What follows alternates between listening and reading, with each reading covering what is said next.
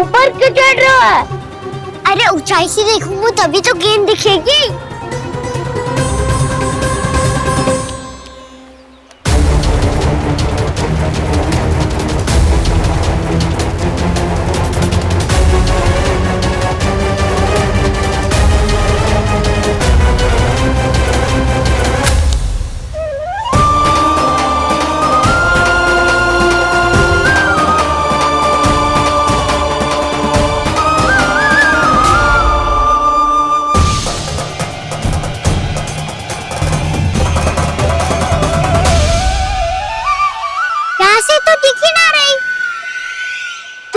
वहीं से फेंकी थी ना?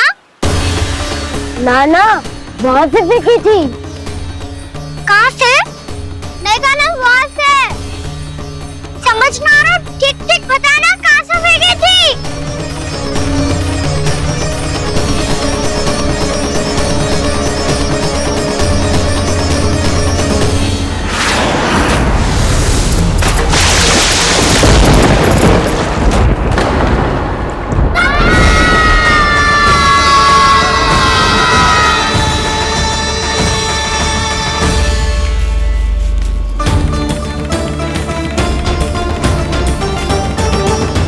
कालिया नाग के क्षेत्र में जाकर कोई भी जीवित वापस ना लौट सको है।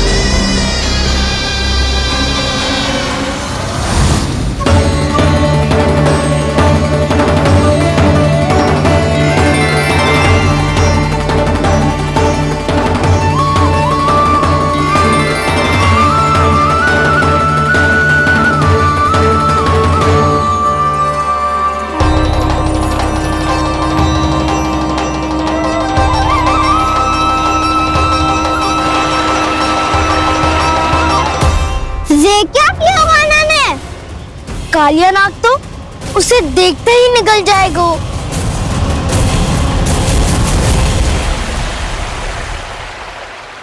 तो आरंभ से अब तक सब कुछ उसकी लीला का ही भाग था।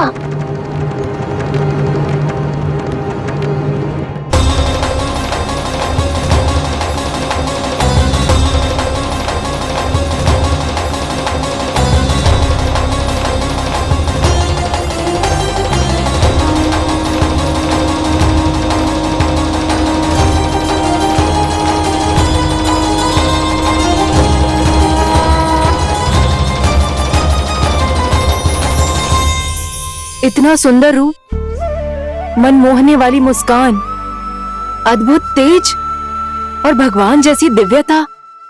कौन हो तुम? हाँ, तुम्हें देखकर तो हम सब सम्मोहित ही हो गए।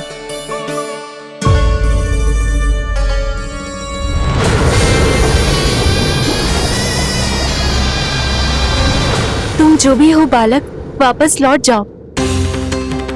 हमारा हृदय तुम्हें ही देखते रहना चाहता है, किंतु यदि हमारे पति जाग गए तो तुम्हें अवश्य हानि पहुंचाएंगे। ये बहुत विषैले है बालक, कालकोट जैसे भयानक, इनके विष से तुम नहीं बच सकोगे। नंदराज, कालिया नाग के विष का प्रभाव बढ़ते ही जा रहा है। पहले 8 कोस तक उसके विष का प्रभाव था, अब तो 1 योजन से अधिक क्षेत्र में फैलो है। जल पीने के प्रयास से अनेक पशु मारे गए हैं और नदी के निकट के वृक्ष और वनस्पति सब नष्ट होने लगे।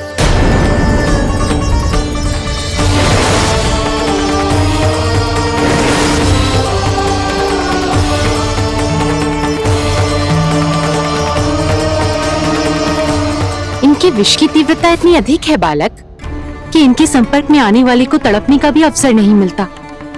इनके विष की अग्नि क्षण भर से भी कम समय में प्राण वायु को जलाकर राख कर देती है।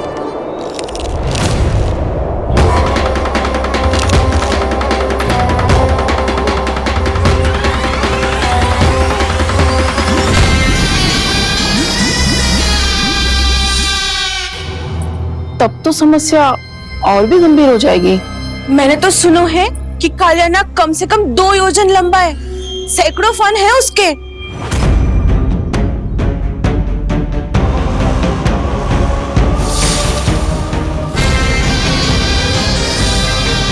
इसका अर्थ तो ये है कि हम दोनों ओर से फंस गए। एक और कंस को 1 कोटि कमल पुष्प देने जो कि कालियानाग के क्षेत्र में पड़ते हैं, और दूसरी ओर उस कालियानाग का विष यमुना जी के क्षेत्र में बढ़ता ही जा रहा।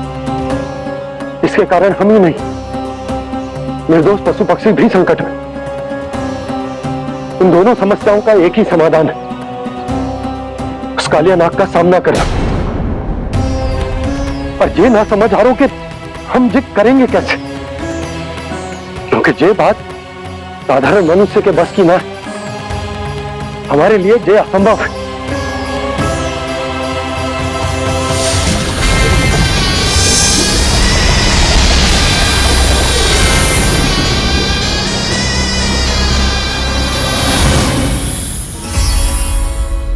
अब तो तुमने अपनी आंखों से भी देख लिया बालक, ये कितने विषैले हैं।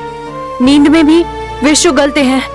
इससे पहले कि तुम्हें कुछ हो जाए, चले जाओ यहाँ से, मान लो हमारी बात। आप सब मुझे जानती भी नहीं और फिर भी मेरी इतनी चिंता कर रही हैं आप। माँ की ममता भेदभाव नहीं जानती। तुम भी किसी के पुत्र हो और हम सब भी माँ हैं। एक माँ को हर बालक में अपनी ही संतान दिखाई देती है, इसलिए हम तुमसे विनती करते हैं, वापस चले जाओ, बचा लो अपने प्राण। मेरी चिंता मत कीजिए, मुझे कुछ नहीं होगा। होगा, अनर्थ होगा यदि ये उठ गए तो।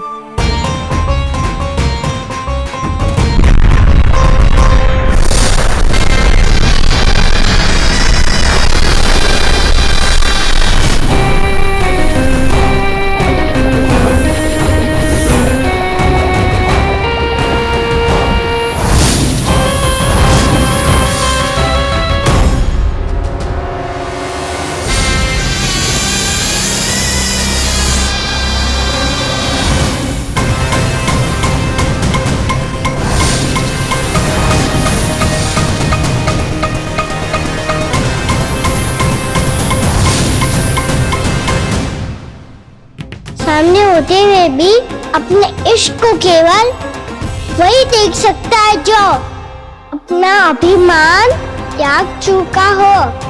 पर पूर्व जन्म में मेरा भक्त होने के नाते मेरा सत्य स्वरूप देख पाने में मुझे इसकी सहायता करनी चाहिए।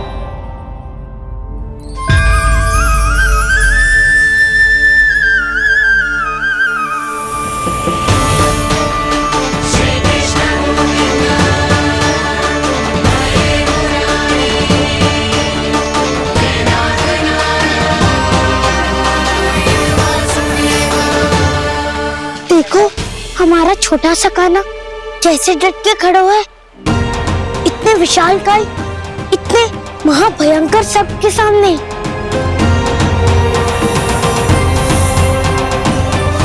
ये कोई भगवान नहीं है जो इसके सामने हाथ जोड़ रही हो तुम सब।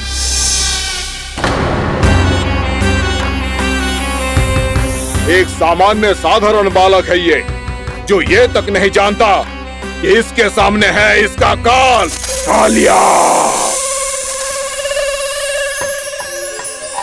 तू कौन है बालक? मेरे इतने निकट आकर भी तू जीवित कैसे है? मेरी नहीं, अपनी चिंता करो कालिया। बहुत मनमानी कर ली तुमने। अब बस मैं तुम्हें रोकना हूँ। अब बस मैं तुम्हें रोकना हूँ। मैं तुम्हें रोकना हूँ। बित्ते भर का है तू, मेरे विष के बारे में जानता ही क्या है? और कहता है मुझे रोकने आया है। किससे? किससे रोकना चाहता है तू मुझे? मुझे क्रोध दिलाने की भूल मत कर बालक। अपनी फुंकार से ही तेरी इस मुस्कुराहट को अंतिम मुस्कुराहट बना सकता हूं मैं। शीघ्र बता, कौन है तू और किसने भेजा है तुझे? तुम्हें आवाज भी है कि अपनी पुकारों से तुम कितना विष भूल चुके हो। पवित्र यमुना नदी को कितना दूषित कर दिया तुमने। और यही नहीं, तुम्हारे कारण निकट के जीव जंतुओं, वृक्ष, वनस्पतियों सबको हानि पहुंच रही है। तो क्या? मुझे उससे क्या? मुझे है आपत्ति है मुझे तुम्हारी इस व्यवहार से, और इसीलिए तुम्हें यहाँ से जाना होगा।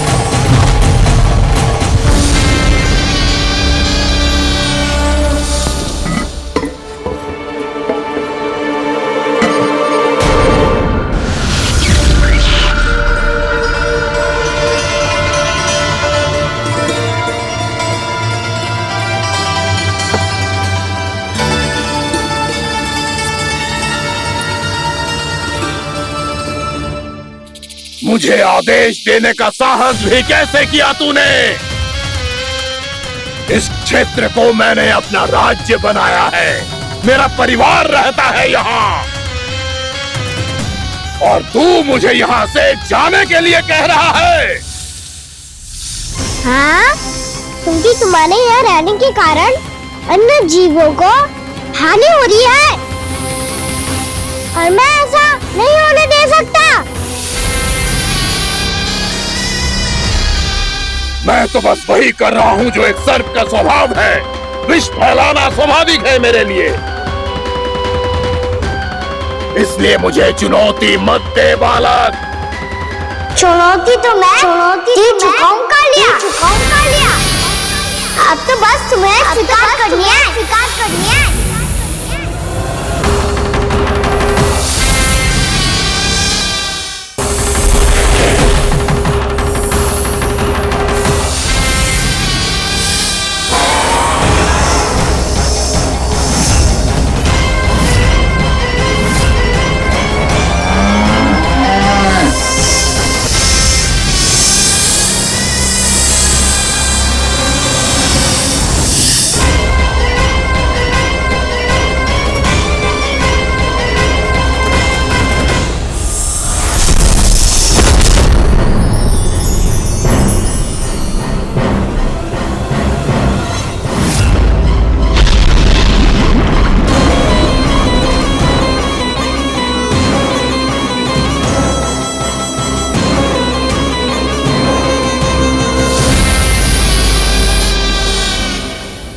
मैं भी चेतावनी दे रहा हूँ, यहाँ से चले जाओ। अपनी भूल को पहचानो कालिया। तुम जो कर रहे हो अनुचित है।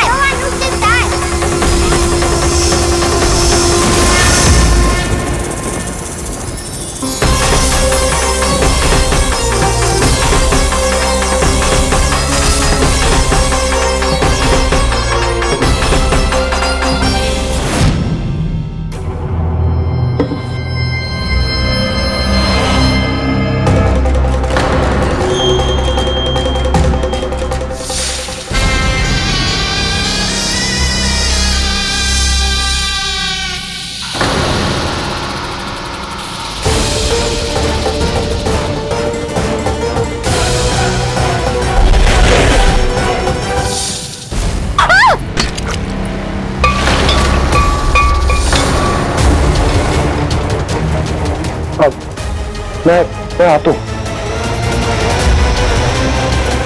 क्या हो गया सुधा? मुझे आवाज हो रहा है जी, कछु ना कछु गड़बड़ है। यशोदा, जो समस्या हमारे सामने है, हम सभी उसका समाधान खोजने में जुटे। तुम विश्वास करो, मैं कोई ना कोई समाधान अवश्य ढूंढ लूंगा। हम कैसे भी करके वो कमल के पुष्प उस कंस तक पहुंचा देंगे। नाना, समस्या उससे कहीं अधिक है, उससे कहीं अधिक बड़ी, उससे कहीं अधिक भयानक है।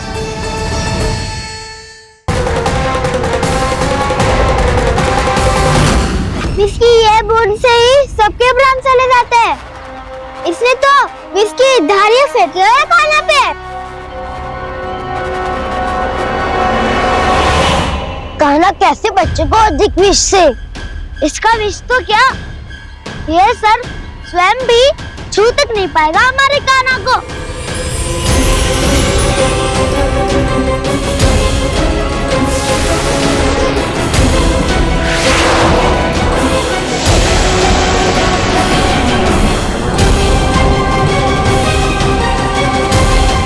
तुम्हारे सखा को, मेरे भाई को कोई हानि नहीं पहुंचा पाएगा। ये कान्हा का सत्य चाहे जो हो बलराम, पर अभी तो जो एक बालक ही है ना। देखो कैसे विष के कारण स्थिर हो गया है।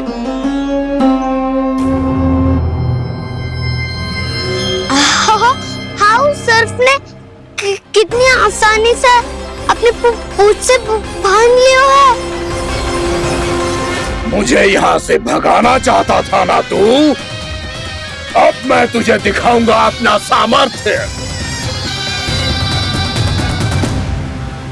ये मूर्ख किसे बांधना चाहता है अपनी पूंछ में?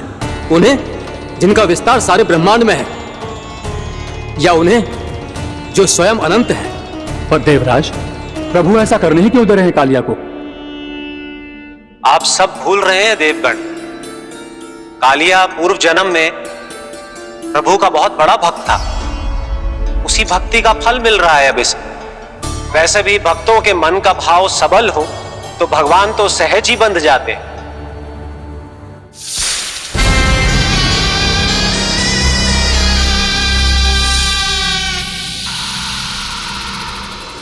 बलराम, तुमने ही तो कही थी कान्हा को कछु ना होगो। देखो दुष्ट ने चारों ओर से जकड़ लियो है।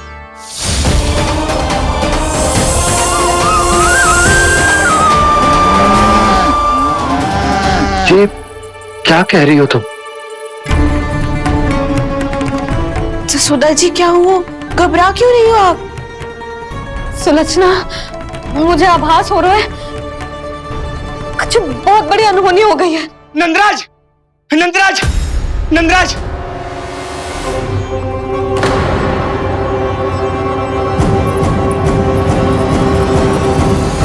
नंदराज, कान्हा ने जमदग्नि नदी में छलांग लगा दी है। कान्हा ने जमदग्नि नदी में छलांग लगा दी है। कान्हा ने जमदग्नि नदी में छलांग लगा दी है। कान्हा जमुना में कूद गया है। मुझे लगा था आज कछु गड़बड़ होने वाली है। मुझे आज कान्हा को ना जाने देना चाहिए था।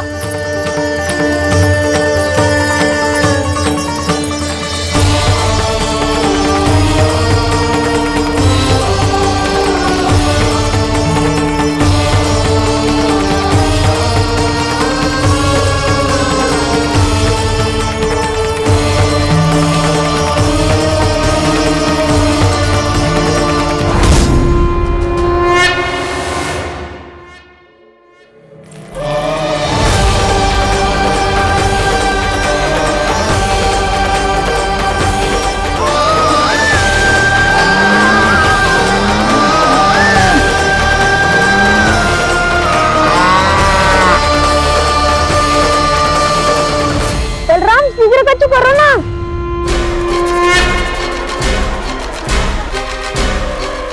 कुछ भी करो पर कान्हा को बचाओ। नाग बहुत भयंकर है। कान्हा अकेले ना संभाल पाएगा इसे।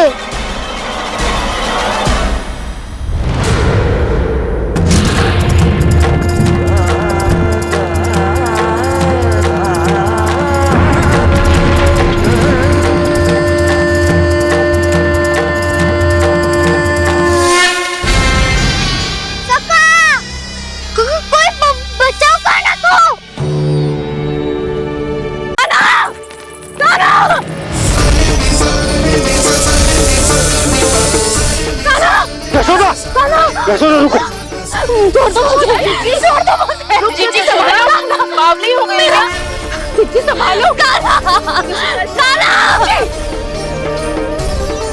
देखो अब कैसे तुम्हारे अस्थियों को तोड़कर छोटे छोटे टुकड़ों में बदल दूंगा मैं।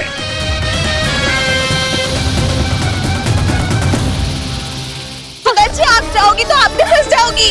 अपने लल्ला के लिए मैं किसी भी संकट का सामना करने के लिए तैयार हूँ। छोड़ो ना यशोदा, हमें कोई और उपाय खोजना पड़ेगा। कोई और उपाय? आप देख ना रही मेरा काना किस दशा में है। काना मैया के वश में नहीं है, नहीं तो ये अपने लल्ला के लिए साक्षात काल का भी सामना कर ले। ये तो केवल कालिया नाग है। हे नागराज, आप मेरे प्राण ले लो पर काना को छोड़ दो। ना नागराज, आप मेरे प्राण ले लो, मैं विरोध भी ना करूंगी। ना नागराज, आप मुझे मार दो पर मेरे काना को छोड़ दो। ना ना ना ना नागराज, मेरे प्राण ले लो, हमारे काना से क्या शत्रुता है आपकी? प्रभु के लिए जो प्रेम यशोदा मैया के हृदय में है, वही इन सभी गोपियों के हृदय में भी है।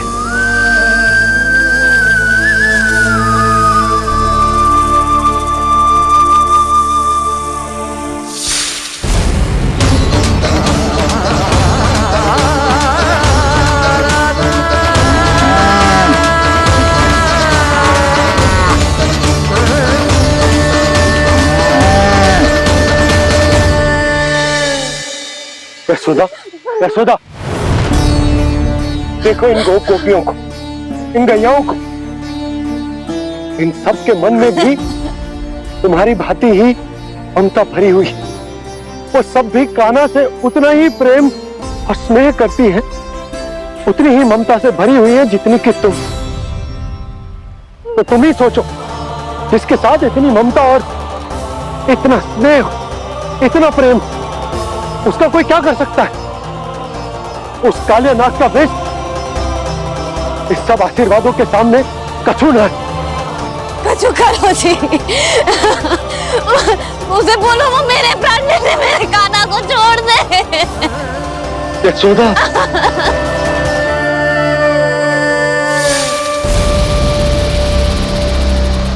केवल इन्हीं में नहीं देवराज, नाग पत्नियों के हृदय में भी ममता का वही प्रेम उमड़ रहा है। देखिए। मैं आपके हाथ जोड़ती हूँ स्वामी, इस बालक को छोड़ दीजिए। ये अवश्य ही कोई दिव्य आत्मा है स्वामी। हम आपसे विनती करते हैं स्वामी, इस नन्हे बालक को हानि मत पहुंचाइए स्वामी। मेरी पत्नियां मेरे ही शत्रु के लिए विनती कर रही हैं। अब यदि इसके पक्ष में एक शब्द भी कहा तुम सबने, तो मैं इस बालक से पहले तुम सबके प्राण ले लूंगा। हो रहा प्रसन्न नाग कालिया, विजय को निश्चित जान। रोते बिलखते व्याकुल सब, संकट में देख कान्हा के प्राण।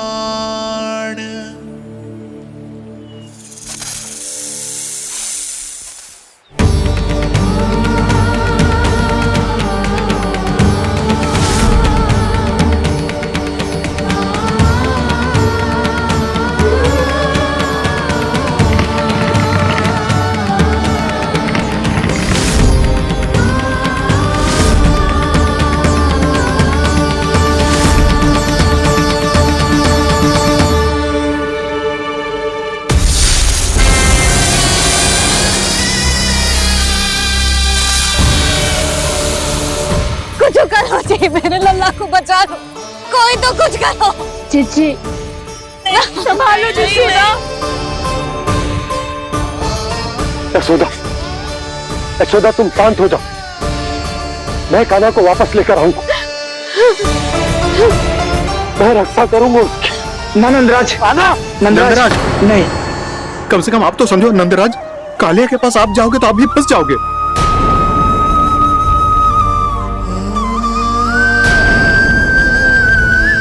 बलराम, तेरा भाई इतनी भीषण संकट में है और तुझे जरा भी दुख ना हो रहा?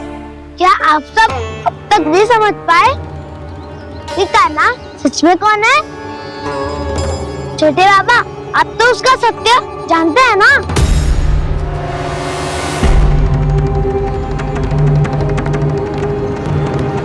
मानता हूँ कि आप सब कान्हा के रहस्य के बारे में नहीं जानते, पर क्या उसके जन्म से आज तक घटी एक से बढ़कर एक विचित्र घटनाओं को भी भूल गए हैं आप सब? भूल गए हैं कि कैसी पूतना जैसी राक्षसी उसका कुछ बिगाड़ नहीं पाई, कैसे तरनावती जैसा भयानक राक्षस उसे एक खरोच भी नहीं दे पाया था।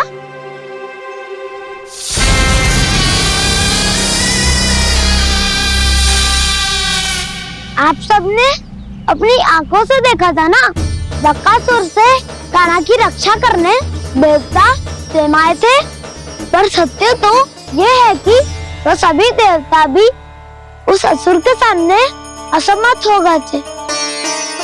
तब कान्हा ने बहुत ही आसानी से उस भयंकर असुर का वध किया था, एक ही बार में धराशायी कर दिया था उसे। तो आप सभी सोचिए, बार बार ऐसे असाधारण कार्य करने वाला बालक साधारण कैसे हो सकता है? अब तो आरंभ से ही सारा सत्य जानते हैं छोटे बाबा।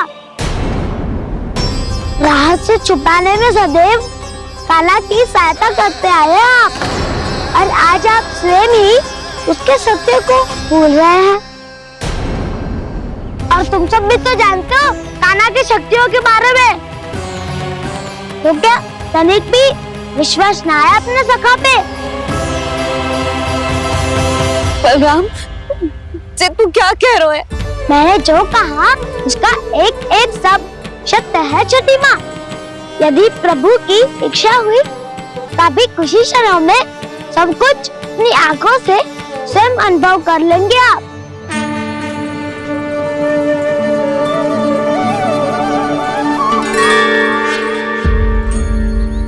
शांताकारं भुजगशयनं पद्मनाभं सुरेशं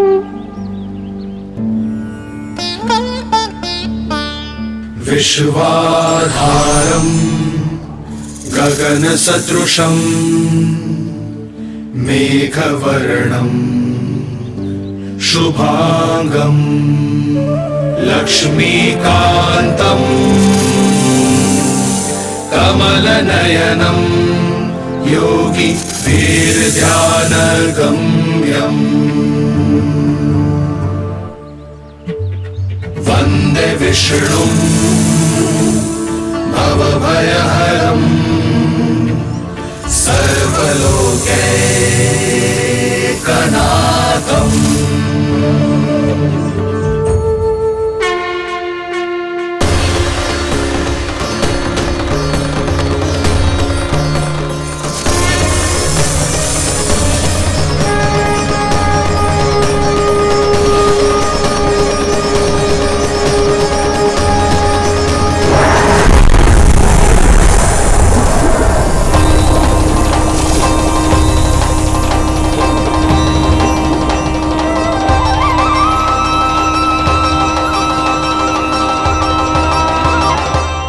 तुझे क्या लगता है बालक कि तू मेरी जकड़ से निकल गया तो अब बच जाएगा तू?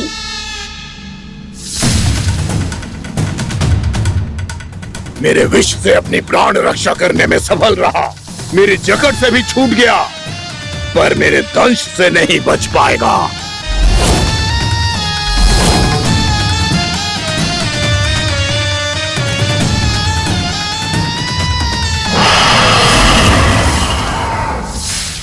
अब भय से भाग रहा है, पर मैं तुझे मृत्यु देकर रहूंगा।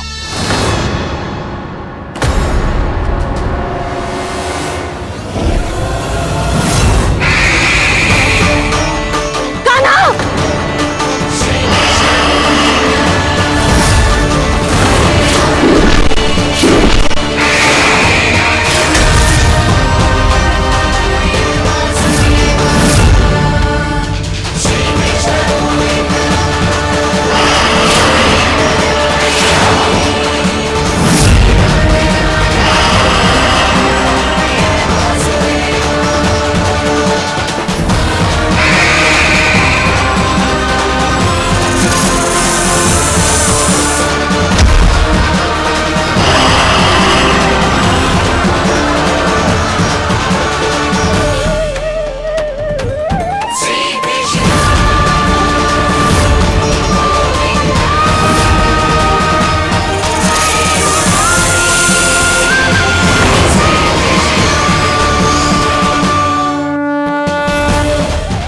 मेरा नन्हा सा कान्हा कितनी देर भाग पाएगा?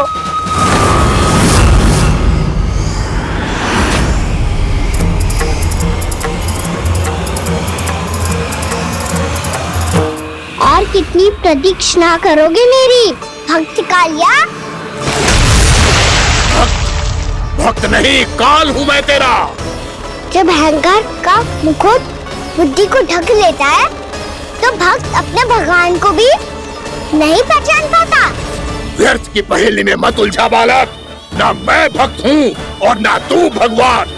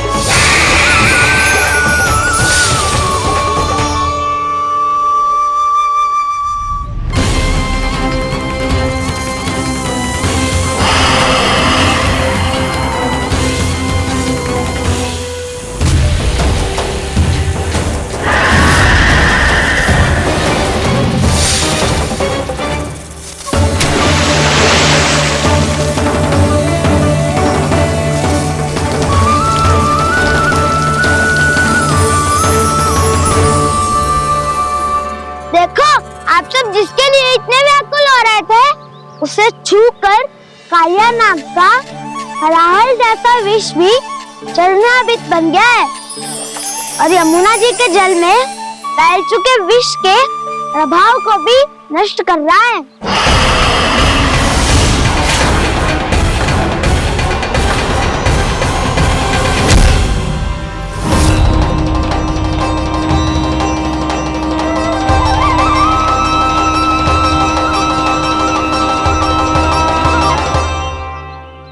धर्म रक्षक अधर्म विनाशक प्रभु श्री कृष्ण का कौशल सचमुच अद्वितीय है। नारायण नारायण।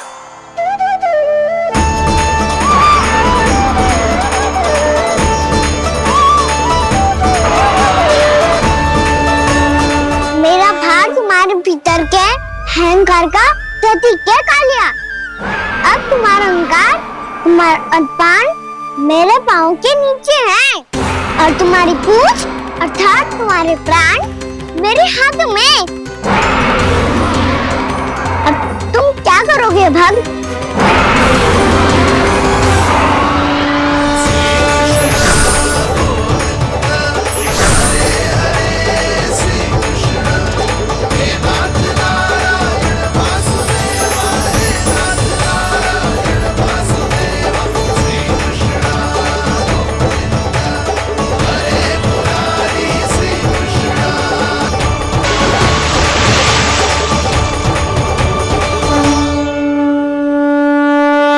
प्रभु, भले ये आपको पहचानने में असमर्थ हो, पर हम सब ने आपको पहचान लिया है।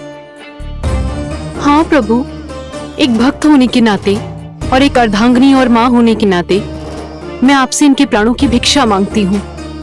अपनी कृपा दिखाइए और इन्हें क्षमा कर दीजिए। आपके लिए मित्र और शत्रु में कोई अंतर नहीं प्रभु।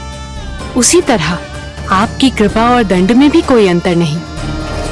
दोनों दया ही तो हैं, अकारण ही किसी को प्राप्त नहीं होती। हमें विश्वास है कि हमारे पति को मिला ये दंड कोई अभिशाप नहीं है, आपका वरदान है। ये सत्य है प्रभु कि इनसे बहुत से पाप हुए हैं। इनके विष से बहुत सारे जीव जंतु को हानि पहुंची है, पर अब आपके चरण इनके शीश पर पड़ गए हैं। ऐसी कृपा तो बड़ी बड़ी महान महात्माओं को भी दुर्लभ है, और इन्हें प्राप्त हुआ तो अवश्य ही ये किसी महान पुण्य का ही फल है। हे प्रभु, उन्हीं पुण्य कर्मों की शक्ति का आह्वान कर मैं आपसे विनती करती हूँ, इन्हें प्राण दान दीजिए। मैं अपने इस भक्त को क्षमा अवश्य करूंगी देवियों, यदि ये अपने अहंकार को त्याग कर मुझे पहचान ले तो।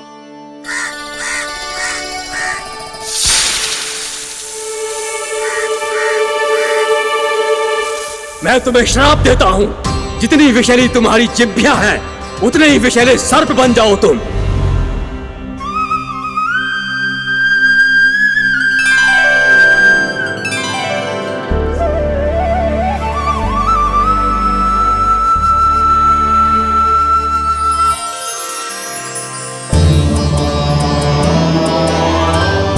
नारायण, मुझे क्षमा कीजिए नारायण। मैं तो आपका परम भक्त था, किंतु मैं आपको पहचान नहीं सका। इसका दंड तो मुझे मिलना ही था, किंतु मैं अब प्रायश्चित करना चाहता हूं। इसके लिए यदि आप मेरे प्राण भी ले लेंगे तो भी मुझे कोई दुख नहीं होगा।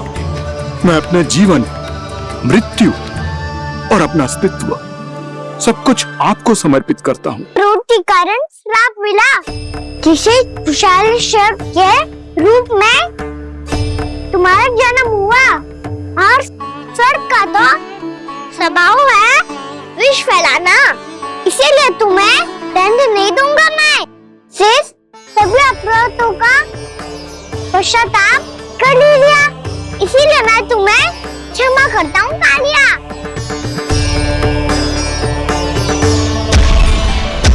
पर तुम्हें यहाँ से दूर समुद्र के बीच जाकर रहना होगा, जहाँ किसी निर्दोष का जीवन तुम्हारे विष से प्रभावित न हो। मैं चाहकर भी आपकी इस आज्ञा का पालन नहीं कर सकता। मैं असमर्थ हूँ प्रभु, क्योंकि यदि मैं इस क्षेत्र को छोड़कर गया तो मेरी मृत्यु निश्चित है। आपसे क्या छुपा है प्रभु, आप तो जानते हैं कि सर्प जाति और आपके वाहन गरुड़ के बीच अनंत शत्रुता चल रही है, जिसका प्रारंभ नागों के द्वीप नागालय से हुआ था। उस द्वीप पर छोटे जीवों को निगल जाने के लिए सर्प थे, और गरुड़ को सर्पों का स्वाद बहुत प्रिय था, इसलिए वो बार बार नागद्वीप जाने लगा था। पर इस कारण पूरी सर्प जाति उससे आतंकित हो गई थी, इसलिए जब भी गरुड़ वहाँ पहुँचता तो सभी सर्प छिपने लगते। जब गरुड़ को इसका आभास हुआ तो उसे बड़ा क्रोध आया, और वो उत्तेजना में भरकर सर्पों का शिकार करने लगा। भूख ना होने पर भी उन्हें मारने लगा। अब सर्पों के प्राण हरना उसके लिए खेल बन गया था। इस भीषण समस्या का समाधान ढूंढने के लिए पूरी सर्प जाति महान सर्प वासुकी के सामने इकट्ठी हुई। हे महान वासुकी, हमारी सहायता कीजिए। नागद्वीप पर गरुड़ ने आतंक मचा दिया है। पहले तो वो हमें अपना भोजन बनाता था, लेकिन अब हम उसके खेल का साधन बन चुके हैं। भूख हो या ना हो, जब तब आकर वो हमारे प्राण हर लेता है। अनुचित हिंसा के इस प्रथा का आरंभ सर्पों ने ही किया है। पहले आप सबने पूरे द्वीप पर अधिकार कर लिया, फिर आहार के साथ साथ आनंद के लिए भी आप सभी ने निर्दोष जीवों की हत्या की। और जब सृष्टि का संतुलन बनाए रखने के लिए गरुड़ आपको अपना आहार बनाने आया, तो आप सब अपने प्राणों की रक्षा के लिए छिपने लगे। तो फिर गरुड़ का उत्तेजित होना तो स्वाभाविक ही था। नागनाथ, जो हमने अन्य जीवों के साथ किया वही अब हमारे साथ हो रहा है, परंतु ये भी तो सृष्टि के संतुलन के विरुद्ध ही है ना? अवश्य है, इसलिए मैं गरुड़ से चर्चा करूंगा। धन्यवाद प्रभु।